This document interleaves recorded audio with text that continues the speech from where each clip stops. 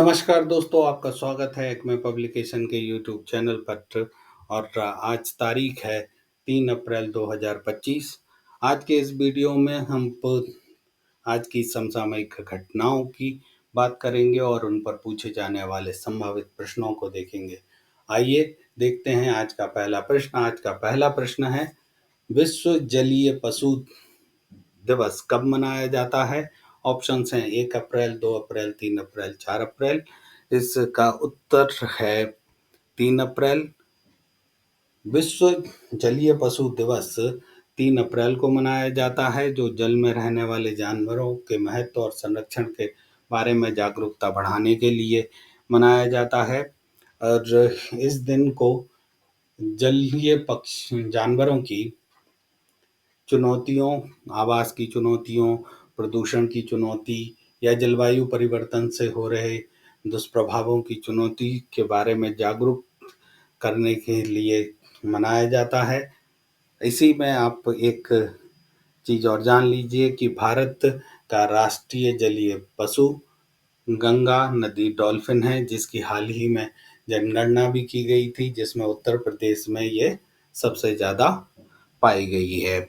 और एक dolphin safari भी वाराणसी में बनाई जा रही है, जिसकी हम चर्चा पहले के वीडियो में कर चुके हैं। आइए अब दूसरा प्रश्न देखते हैं। आज का दूसरा प्रश्न है, कुंभकोणम पान के पत्ते को हाल ही में जीआई टैग मिला है, वह किस राज्य से संबंधित है? ऑप्शंस हैं कर्नाटक, केरल, आंध्र प्रदेश, तमिलनाडु। इसका उत्तर है तमिलनाडु। तमिलनाडु के तंजावुर जिले के कुंभकोणम पान के पत्ते और कन्याकुमारी जिले की थोवलाई फूल माला को भारत सरकार ने जीआई टैग दिया है। और इस तरह तमिलनाडु में जीआई टैग पाने वाले उत्पादों की संख्या 62 हो गई है। कुंभकोणम पान के पत्ते के लिए तमिलनाडु कृषि और ग्रामीण विकास अनुसंधान केंद्र ने आवेदन किया था। थोवलाई फूलमाला के लिए तमिलनाडु हस्त विकास निगम ने आवेदन किया था। कुंभकोणम पान का पत्ता जो है वो कावेरी डेल्टा में पाया जाता है। और जीआई टैग किसी भी उत्पाद के लिए जो प्राकृतिक है, उस उत्पाद के लिए एक भौगोलिक पहचान प्रदान करता है, जिससे उसके संरक्षण और उसको बढ़ाने में मदद मिलती है। आइए अब तीसरा प्रश्न देखते हैं। आज का तीसरा प्रश्न है, हाल ही में भारतीय रिजर्व बैंक का डिप्टी गवर्नर किसे नियुक्त किया गया है? ऑप्शंस हैं पूनम गुप्ता, आशीष कुमार, राजीव कुमार, सुनील गुप्ता। इसका उत्तर है पूनम गुप्ता। पूनम गुप्ता को भारतीय रिजर्व बैंक का नया डिप्टी गवर्नर नियुक्त किया गया है। वे वर्तमान में national council of applied economic research की जनरल डायरेक्टर हैं। उनकी नियुक्ति अगले 3 साल के लिए आरबीआई में की गई है। आइए अब चौथा प्रश्न देखते हैं। चौथा प्रश्न है, आईआईएम अहमदाबाद किस शहर में अपना पहला अंतर्राष्ट्रीय परिसर खोलने की घोषणा की है? ऑप्शंस हैं न्यूयॉर्क, दुबई, सिंगापुर, लंदन। इसका उत्तर है दुबई। आईआईएम अहमदाबाद ने दुबई में अपना पहला अंतर्राष्ट्रीय परिसर खोलने की घोषणा की है, जो सितंबर 2025 में शुरू होगा। और इससे भारतीय शिक्षा संस्थानों को वैश्विक स्तर पर पहचान मिलेगी और उनका विस्तार इस दिशा में एक महत्वपूर्ण कदम है। आइए अब पांचवा प्रश्न देखते हैं। भागीरथ ऐप किस राज्य द्वारा लॉन्च किया गया है? इसके ऑप्शंस हैं उत्तर प्रदेश, हिमाचल प्रदेश, उत्तराखंड, बिहार। इस प्रश्न का उत्तर है उत्तराखंड। उत्तराखंड के मुख्यमंत्री पुष्कर सिंह धामी ने जल संरक्षण अभियान के तहत भागीरथ ऐप लॉन्च किया है। इस ऐप से संकटग्रस्त जल स्रोतों की जानकारी साझा की जाएगी और जिससे सरकार जो उन स्रोतों को पुनर्जीवित कर सके। यही इसका मुख्य उद्देश्य है और इसमें नागरिकों को इस अभियान में शामिल करने के लिए इस ऐप को लॉन्च किया गया है। छठवां प्रश्न है, वैश्विक एस्बेस्टस जागरूकता सप्ताह कब मनाया जाता है? तो ऑप्शंस हैं मार्च का पहला सप्ताह, अप्रैल का पहला सप्ताह, मई का पहला सप्ताह या जून का पहला सप्ताह। इस प्रश्न का उत्तर है अप्रैल का पहला सप्ताह। एस्बेस्टस जागरूकता दिवस हर साल अप्रैल के फर्स्ट वीक में मनाया जाता है। यह सप्ताह एस्बेस्टस के खतरों और उसके स्वास्थ्य पर पड़ने वाले प्रभावों की जागरूकता बढ़ाने के लिए किया जाता है। इसका आयोजन अभ्रक रोग जागरूकता संगठन द्वारा किया जाता है और ये इसके इसको मनाया इसलिए जाता है कि एस्बेस्टस से होने वाले जो शारीरिक दुष्प्रभाव हैं उनकी रोकथाम की जा सके, उसको उनके उपायों को बढ़ावा दिया जा सके। एस्बेस्टस एक प्राकृतिक रूप से पाया जाने वाला सिलिकेट खनिज है और इसका उपयोग निर्माण, इंसुलेशन और औद्योगिक इंडस्ट्रियल यूजेस होते हैं इसके बहुत सारे। जब एस्बेस्टस के रेशे हवा में फैलते हैं और सांस के माध्यम से शरीर में चले जाते हैं, तब वे फेफड़ों में जमा हो जाते हैं और गंभीर स्वास्थ्य समस्याओं का कारण बनते हैं। इस एस्बेस्टस के इस जमा होने से कई बीमारियां होती हैं, जिनमें से दो बहुत प्रमुख हैं। एक बीमारी है एस्बेस्टोसिस।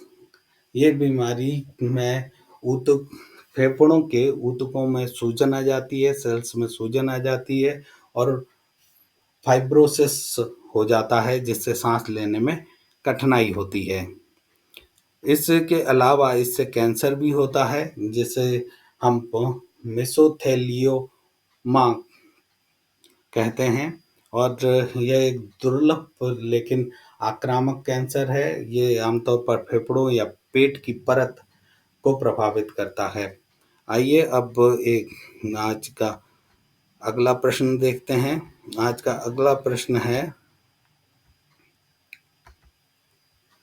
7वां प्रश्न कि 1 अप्रैल 2025 को प्रोजेक्ट टाइगर की कौन सी वर्षगांठ मनाई गई? 51वीं, 52वीं, 50वीं या 75वीं? इसका उत्तर है 52वीं वर्षगांठ मनाई गई। प्रोजेक्ट टाइगर 1973 में शुरू हुआ था। भारत का बाघ संरक्षण कार्यक्रम है और इसकी 52वीं वर्षगांठ 1 अप्रैल 2025 को मनाई गई है। जिसका उद्देश्य बाघों की आबादी को बढ़ाना है और ये सब कार्यक्रम भारतीय बाघ संरक्षण प्राधिकरण के तहत संचालित होता है। वर्तमान में भारत में 50 से अधिक टाइगर रिजर्व हैं और मध्य प्रदेश में सबसे ज़्यादा टाइगर पाए जाते हैं। 2018 की गणना के अनुसार 2967 बाघ थे। अब एक बात और जान लीजिए कि विश्व बाघ दिवस 29 जुलाई को मनाया जाता है। 8वां प्रश्न है, निहारिका सिंघानिया ने 2025 में किस प्रतिष्ठित घुड़सवारी प्रतियोगिता में स्वर्ण पदक जीता है? तो इसके ऑप्शंस हैं ओलंपिक घुड़सवारी चैंपियनशिप, विंबलडन हॉर्स शो और अजेल्ट हॉफ सीएसआई लियर प्रतियोगिता और एशिया घुड़सवारी कप। इसका उत्तर है अजेलहॉफ सीएसआई लियर प्रतियोगिता। निहारिका सिंघानिया ने बेल्जियम में आयोजित अजेलहॉफ सीएसआई लियर प्रतियोगिता में अपने घोड़े हॉटे से चार्नियत के साथ स्वर्ण पदक जीता है और वे प्रसिद्ध उद्योगपति गौतम सिंघानिया की बेटी हैं। आइए अब अगला प्रश्न देखते हैं। अगला प्रश्न है, आंध्र प्रदेश के मुख्यमंत्री एन चंद्रबाबू नायडू ने उगादी के अवसर पर किस कार्यक्रम का शुभारंभ किया है? ऑप्शंस हैं गरीबी हटाओ अभियान, स्वर्ण आंध्र योजना, शून्य गरीबी पीफोर्ट आत्मनिर्भर आंध्र प्रदेश। इसका उत्तर है शून्य गरीबी पीफोर्ट। आंध्र प्रदेश के मुख्यमंत्री चंद्रबाबू नायडू ने उगादी समारोह के अवसर पर शून्य गरीबी P4 का शुभारंभ किया। इसमें P4 में जो 4 P हैं वो हैं public, private, people, partnership.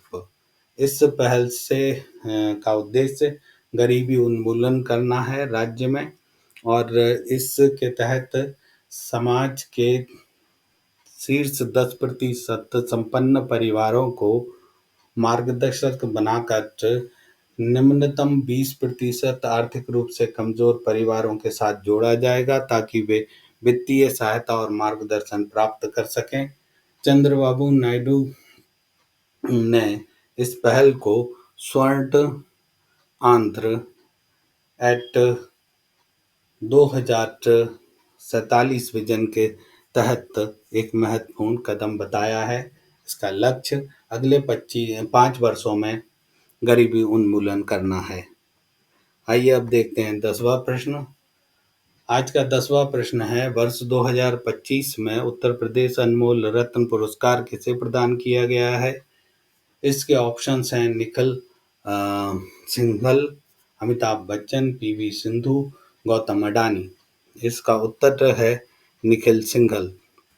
Media रणनीतिकार Nikhil Singhal को उत्तर प्रदेश अनमोल रत्न पुरस्कार से सम्मानित किया गया है। यह सम्मान उन्हें लखनऊ में ताज होटल में तपस्या फाउंडेशन ट्रस्ट द्वारा आयोजित एक समारोह में दिया गया है। आज के वीडियो में इतना ही। धन्यवाद।